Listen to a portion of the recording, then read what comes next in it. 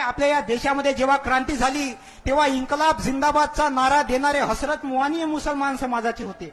जय हिंदचा नारा देणारे आबेद हसन सपानी हे मुसलमान समाजाचे होते. 1942 ला भारत छोडो आंदोलन झालं तेव्हा सायमन गो बॅक म्हणजे भारत छोडोचा नारा देणारे युसुफ मेहर अली हे मुसलमान समाजाचे होते. तुम्ही ज्या देशामध्ये राहता त्या देशाचा तिरंगा सुरैया तय्यबजी नावाच्या मुस्लिम महिलेने तयार केला आहे.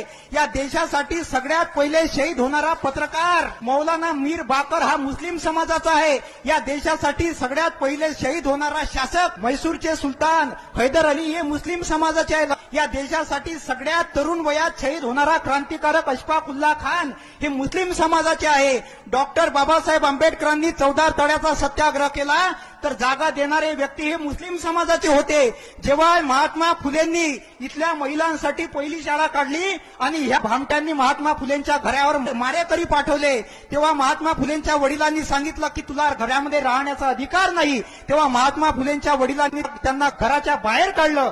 तेव्हा महात्मा फुलेंना राहण्यासाठी जागा देणारे उस्मान शेख हे मुसलमान समाजाचे होते. छत्रपती शिवाजी महाराजांचे गुरु याकूत बाबा हे मुसलमान समाजाचे होते. छत्रपती शिवाजी महाराजांचे वडील शहाजी आणि त्यांचे काका शरीफजी यांचं नाव हे शहा शरीफ नावाच्या दर्ग्यावरून ठेवण्यात आलेलं आहे. लक्षात ठेवा, राक्षसों की बस्ती में प्यार बेसहारा है.